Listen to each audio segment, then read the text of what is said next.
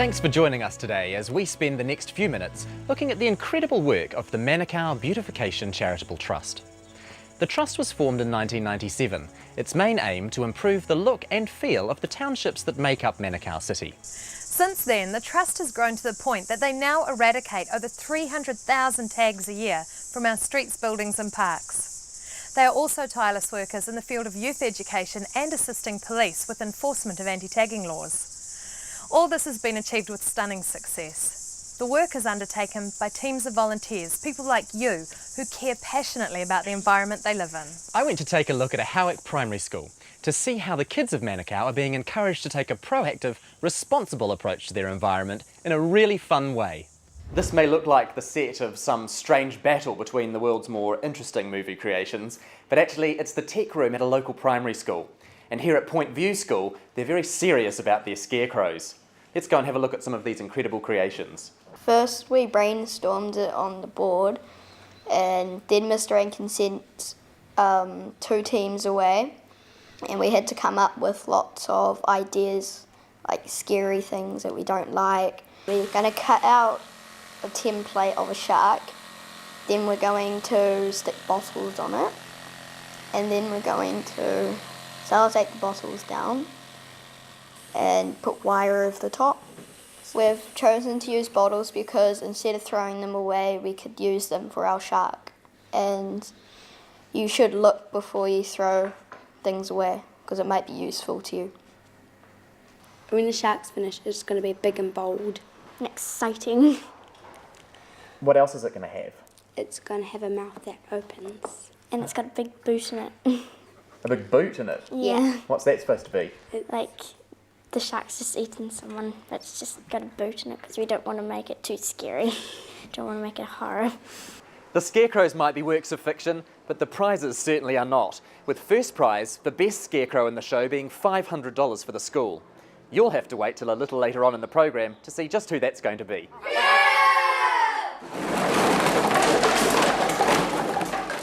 I'm standing in front of a mural painted by the school children of Manukau City, and with me Barbara Carney and Mark Beale from the Manukau Beautiful Charitable Trust. Barbara, tell me the story behind this amazing mural. The story behind the mural is that this wall belongs to Transpower, and they approached the Manukau Beautification Trust because this new road, Hillsby Road, was being opened. If you'd seen it before, it was the Taggers Paradise. It was just full of tagging. It was a real eyesore, and so they asked what could we do. We approached the schools because we thought it would be a good way, proactive education with our young people, something positive to see what they could do, use their talents, their abilities, and take ownership of what they've done. As chairman of the board, how does this fit the vision of the trust? So part of the Beautification Trust is enabling people to have an environment that they can feel safe living within and proud to live in. In some ways you could say we've got $1 million piece of art here. You know, people would like to have this in their property and in their place. But it also changes the attitudes of those involved in it.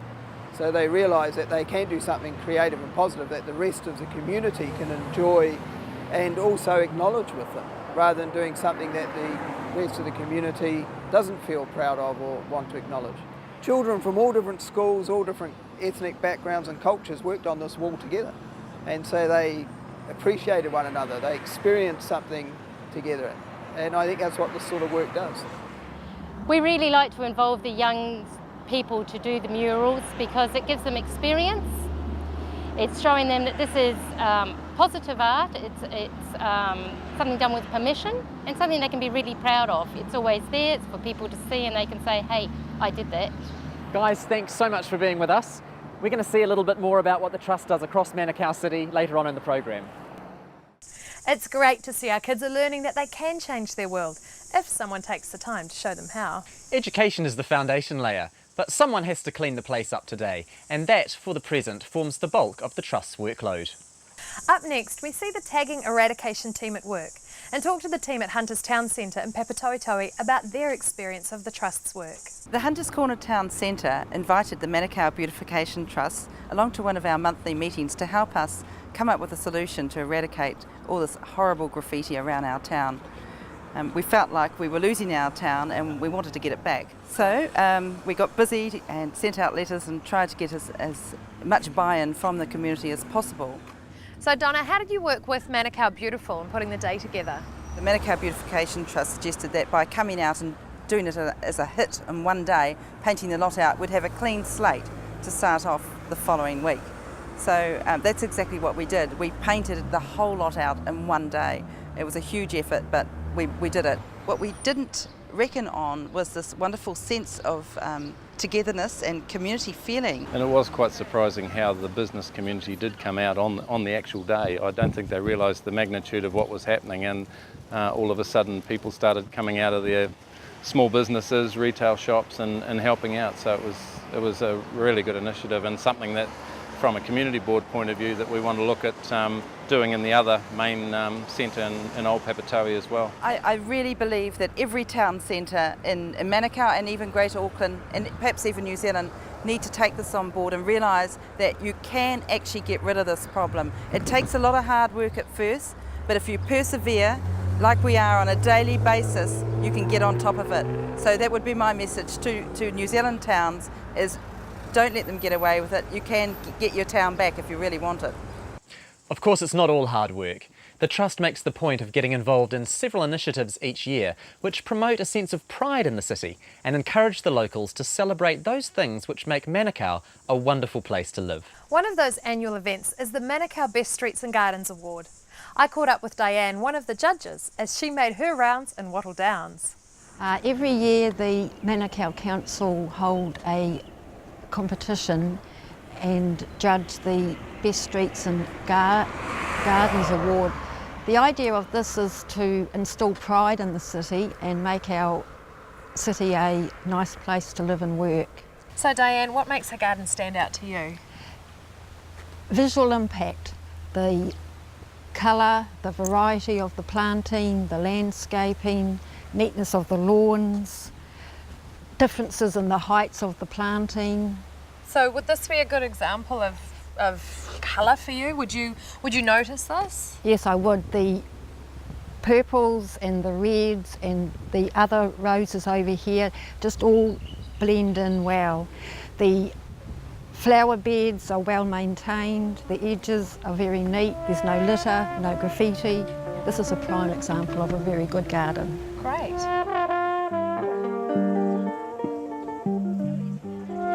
Ladies and gentlemen, my name is Len Brown and I'm a gardener.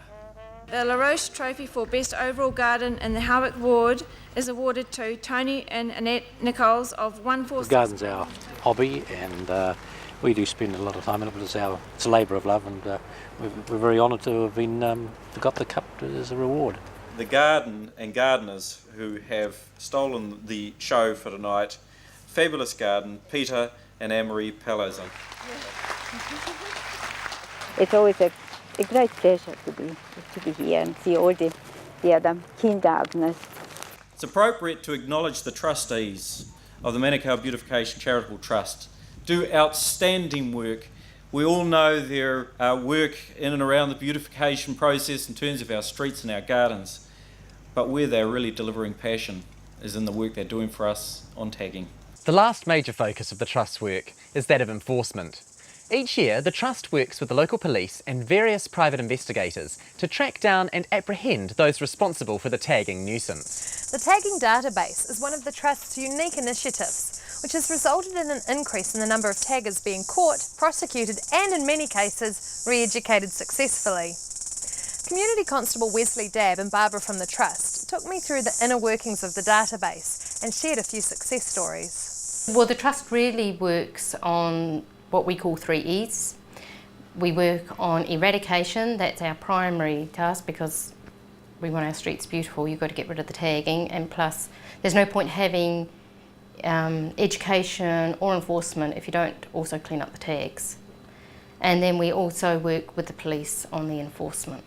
The enforcement database is being really successful in the area of catching some taggers, and the beauty of it is that when they do go through the police system and they come to us for the photos and we feed them on, they also then are sent back here to do community service work. It's really good to see the kids who are actually tagging, because then we also have a chance to speak to them.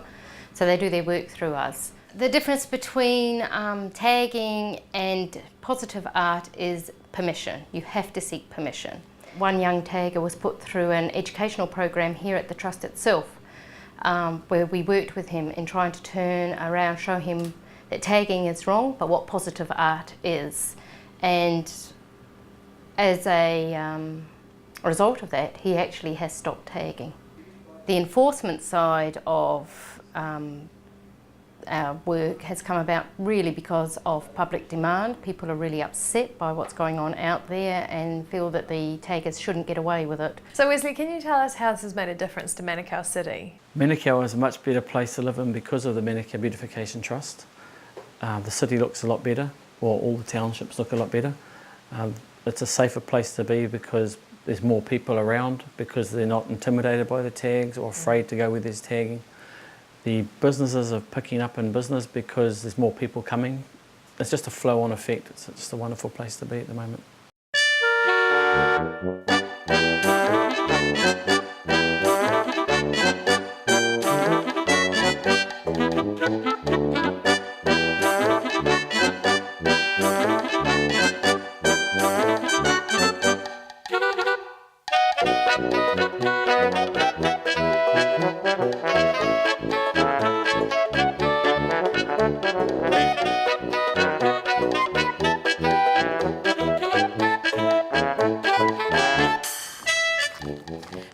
International Flower Show is a showcase for stunningly beautiful garden creations and represents a unique opportunity for Manukau City to show off to the world.